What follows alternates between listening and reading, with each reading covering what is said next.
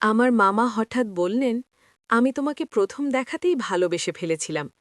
আমার গা শিউরে উঠল।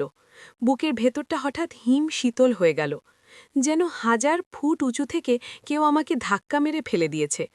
সব পরিচিতি, সব সম্পর্ক, সব হিসেব যেন এক মুহূর্তে লণ্ডখণ্ড হয়ে গেল।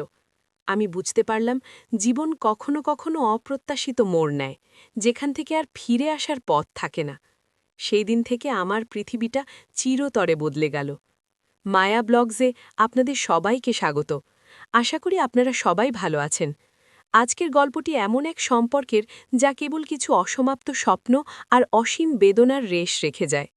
অনুরোধ করব, গল্পটি শোনার সময় হেডফোন ব্যবহার করুন, কারণ এর প্রতিটি অনুভূতি আপনাকে গভীর থেকে স্পর্শ করবে। আর যদি গল্পটি ভালো লাগে, তবে অবশ্যই আমাদের চ্যানেলটি সাবস্ক্রাইব করে পাশে থাকবেন। আমার নাম সাবিয়া। ঢাকা বিশ্ববিদ্যালয়ে পড়তাম যখন এই ঘটনাটা ঘটে। আমি তখন সবে অনার্সের ২য় বর্ষে। জীবনের রঙিন স্বপ্নগুলো চোখে নিয়ে দিন কাটছিল। আমার পরিবার বলতে বাবা, মা আর এক ছোট ভাই। আমাদের জীবনটা ছিল ভীষণ ছিমছাম আর গোছানো। ছুটির দিনে মামার বাড়িতে যাওয়া, নানু নানার আদর, মামাতো ভাই বোনদের সঙ্গে খুনসুটি, এসবই ছিল আমার জীবনের অবিচ্ছেদ্য অংশ। আমার মায়ের ছোট ভাই অর্থাৎ আমার মামা, তানভীর মামা, তিনি ছিলেন পরিবারের সবার নয়নের মণি। সুদর্শন, বুদ্ধিমান আর ভীষণ মিশুক। বড় কোনো মাল্টিন্যাশনাল কোম্পানিতে চাকরি করতেন আর প্রায়ই কাজের সুবাদে ঢাকা চট্টগ্রাম যাতায়াত করতেন। যখনই ঢাকায় আসতেন, একবারের জন্য হলেও আমাদের বাসায় আসতেন। আমার বয়স যখন খুব কম ছিল, তখন থেকেই দেখে আসছি, তানভীর মামা মানেই আমার জন্য নতুন গল্পের বই, মজার চকলেট আর অফুরন্ত হাসি। আমি তাকে ভালোবাসতাম, ঠিক যেমন একজন ভাগ্নে তার মামাকে ভালোবাসে। শ্রদ্ধা, নির্ভরতা আর অফুরন্ত স্নেহ দিয়ে গড়া এক সম্পর্ক। আমি যখন ছোট ছিলাম, তখন আমাদের বাড়ির কাছে একটা বিশাল আমবাগান ছিল। গ্রীষ্মকালে আমরা মামার সাথে সেখানে যেতাম। মামা আমাকে কাঁধে বসিয়ে ঘুরে বেড়াতেন আর আমি তার চুলে হাত বুলিয়ে দিতাম। তিনি আমাকে বিভিন্ন গাছের নাম শেখাতেন, পাখিদের ডাক চিনিয়ে দিতেন।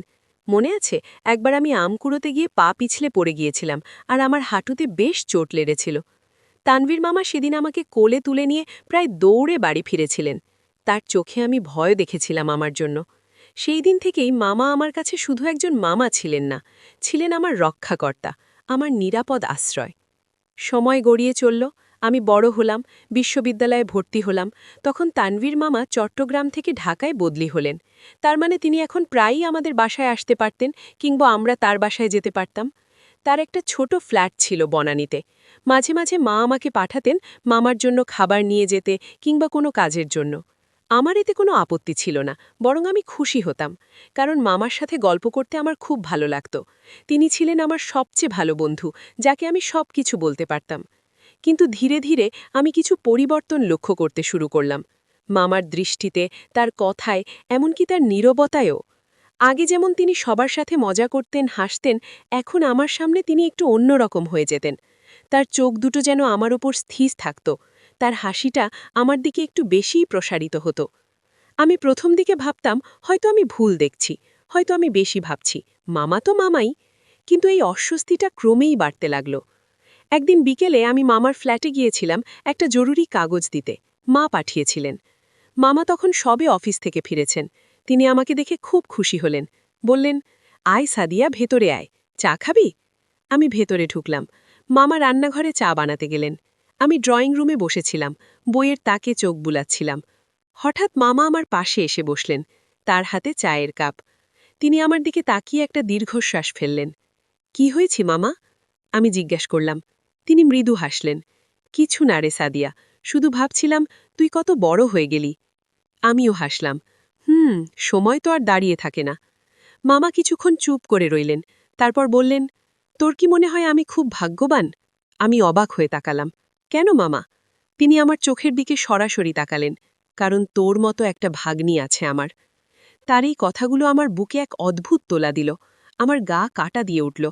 তার চোখের গভীরতা, তার কণ্ঠস্বরের উষ্ণতা, সবকিছুই যেন এক ভিন্ন অর্থ বহন করছিল। আমি তাড়াতাড়ি চোখ নামিয়ে নিলাম। চা শেষ করে আমি উঠে পড়লাম। মামা, এখন আমি আসি, মা অপেক্ষা করছেন। মামা আমাকে দরজার কাছে এগিয়ে দিতে এলেন। তিনি আমার কাঁধে হাত রাখলেন।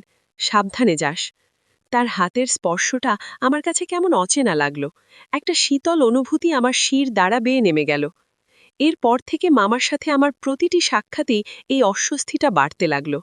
তিনি যেন আমাকে একটু বেশি ছুঁতে চাইতেন, মাথায় হাত রাখা, কাঁধে হাত রাখা কিংবা আমার হাত ধরে কোনো কথা বলা।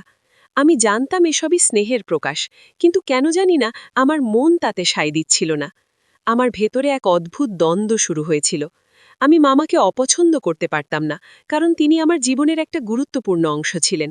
কিন্তু তার এই নতুন আচরণ আমাকে ভীষণভাবে বিচলিত করছিল। আমি নিজেকে প্রশ্ন করতাম, এই কেমন অনুভূতি? আমি কেন এমন অনুভব করছি? আমি জানতাম মামা ভাগ্নির সম্পর্ক পবিত্র, এখানে অন্য কোনো অনুভূতির স্থান নেই। কিন্তু আমার মন যেন আমাকে প্রতিনিয়ত ঠকাচ্ছিল। আমি তার উপস্থিতি উপভোগ করতাম, তার কথা শুনতে ভালো লাগত, এমনকি তার স্পর্শ আমার ভেতরে এক অদ্ভুত শিহরণ জাগাত। আমি নিজেকে ঘৃণা করতাম এই অনুভূতিগুলোর জন্য। ভার্সিটি থেকে ফেরার পথে বৃষ্টিতে আটকা পড়েছিলাম। সেদিন আমার ফোনটাও কাজ করছিল না। আমি একটা ছোট চায়ের দোকানের নিচে দাঁড়িয়েছিলাম, যখন হঠাৎ একটা গাড়ি আমার সামনে এসে থামল। গাড়ির কাছ নামতেই দেখি তানভীর মামা। আরে সাদিয়া, তুই এখানে বৃষ্টিতে ফিরছিস কেন? আমি অবাক হয়ে বললাম, মামা আপনি? তিনি হাসলেন। চল, তোকে বাসায় নামিয়ে দিই। আমি গাড়িতে উঠলাম। গাড়িতে ওঠার পর মামা তার জ্যাকেটটা খুলে আমার দিকে বাড়িয়ে দিলেন। ভিজেছিস দেখছি, এটা গায়ে দে। আমি জ্যাকেটটা নিতে নিতে বললাম, থাক মামা, লাগবে না। আরে বোকা মেয়ে, ঠান্ডা লেগে যাবে তো, নে গায়ে দে। তিনি প্রায় জোর করেই জ্যাকেটটা আমার গায়ে চাপিয়ে দিলেন। তার হাতের স্পর্শ আমার গাল ছুঁয়ে গেল। আমার পুরো শরীর কেঁপে উঠল। গাড়ির ভেতরটা যেন হঠাৎ অনেক বেশি উষ্ণ হয়ে উঠেছিল। আমরা নীরব ছিলাম। শুধু গাড়ির কাছে বাইরে বৃষ্টির ঝিরিঝিরি শব্দ আর গাড়ির ভাইপারের ছপ ছপ শব্দ শোনা যাচ্ছিল। আমি জানালা দিয়ে বাইরে তাকিয়েছিলাম, কিন্তু আমার মন ছিল অন্য কোথাও। আমার হৃৎপিণ্ড দ্রুত গতিতে লাফাচ্ছিল। আমি বুঝতে পারছিলাম না এটা ভয় নাকি অন্য কিছু। হঠাৎ মামা আমাকে ডাকলেন, সাদিয়া। আমি তার দিকে তাকালাম। তার চোখগুলো আয়নায় আমার চোখে আটকে গেল। তোর কি কিছু হয়েছে? আমি তাড়াতাড়ি বললাম, না তো মামা, কিছু না। তিনি মৃদু হাসলেন। আমার মনে হয় তুই কিছু একটা লুকোচ্ছিস। আমি আর কিছু বলতে পারলাম না। আমার গলা শুকিয়ে গিয়েছিল। মনে হচ্ছিল মামা যেন আমার মনের ভেতরের সব কথা পড়ে ফেলছেন। সেই দিনের রাত আমার জীবনের সবচেয়ে দীর্ঘ রাত ছিল। আমি বিছানায় শুয়ে কাঁপছিলাম। মামার বলা কথাগুলো আমার কানে প্রতিধ্বনিত হচ্ছিল। আমি তোমাকে প্রথম দেখাতেই ভালোবেসে ফেলেছিলাম। এই কথাগুলো আমার বুকের ভেতরটা ছিঁড়ে ফেলছিল। আমি বুঝতে পারছিলাম মামা সত্যি ভালোবাসেন, আর তার ভালোবাসাটা একতরফা ছিল না। আমার ভেতরের অবাধ্য মনটাও তার প্রতি এক ধরনের টান অনুভব করছিল, কিন্তু এই টান ছিল নিষিদ্ধ। পরের দিন সকালে মামা চট্টগ্রাম ফিরে গেলেন। নানুর সাথে দেখা করে তিনি কাউকে কিছু না বলেই চলে গিয়েছিলেন। আমার আর তার মুখোমুখি হওয়া হয়নি, আমিও কাউকে কিছু বলতে পারিনি। আমার ভেতরে এই গোপন কথাটি পাথরের মতো চেপে বসেছিল। এরপর অনেক দিন কেটে গেছে। এখন আমি আমার বিশ্ববিদ্যালয়ের পড়া শেষ করে একটা চাকরি করছি। জীবনে অনেক পরিবর্তন এসেছে, কিন্তু সেই দিনের স্মৃতিটা আমার মনের গভীরে চিরস্থায়ী হয়ে আছে। মামা তানভীরের সাথে আমার সম্পর্কটা আর আগের মতো নেই। তিনি এখনও আমাদের বাসায় আসেন, কিন্তু সেই পুরনো সহজতাটা আর নেই। তার চোখে আমি এখনও সেই একই জিজ্ঞাসা আর যন্ত্রণা দেখতে পাই, যা আমাকে প্রতি মুহূর্তে বিদ্ধ করে। আমি তার চোখ এড়িয়ে চলি। আমরা এখন কেবল মামা আর ভাগ্নি, কিন্তু আমাদের দুজনের ভেতরে এক অসমাপ্ত ভালোবাসার গল্প চাপা পড়ে আছে, যা কখনো আলোর মুখ দেখবে না। আমি বুঝতে পেরেছি জীবন কখনো কখনো অপ্রত্যাশিত মোড় নেয়। সেই দিন থেকে সব কিছু বদলে গেছে। আমার পৃথিবীটা আর আগের মতো সরল নেই। আমি জেনেছি ভালোবাসা সবসময় সুন্দর হয় না, কখনো কখনো তা বেদনাদায়কও হতে পারে। কখনো কখনো ভালোবাসার জন্য সর্বোচ্চ ত্যাগ হল তা ছেড়ে দেওয়া, নিজেকে দূরে সরিয়ে রাখা, যেন প্রিয় মানুষটি অন্তত সমাজে মাথা উঁচু করে বাঁচতে পারে। আমি তানভীর মামার জন্য এটাই করেছি, আর নিজের জন্য। আমাদের ভালোবাসার গল্পটা কেবল আমাদের দুজনের হৃদয়েই লুকিয়ে থাকবে, এক অসম্ভব নিষিদ্ধ ভালোবাসার গল্প। প্রিয় দর্শক, আশা করি গল্পটি আপনাদের মন ছুঁয়েছে। জীবন সত্যি অদ্ভুত। কখনো কখনো এমন কিছু ঘটে যা আমাদের কল্পনারও অতীত। যদি গল্পটি ভালো লেগে থাকে, তবে একটি লাইক দিতে ভুলবেন না। আপনার মতামত কমেন্টে জানাতে পারেন। আমরা প্রতিটি মন্তব্য পড়ি। আর অবশ্যই মায়া ব্লগস চ্যানেলটি সাবস্ক্রাইব করে আমাদের পাশে থাকবেন। দেখা হবে পরের গল্পে। ততক্ষণ পর্যন্ত ভালো থাকবেন, সুস্থ থাকবেন। ধন্যবাদ।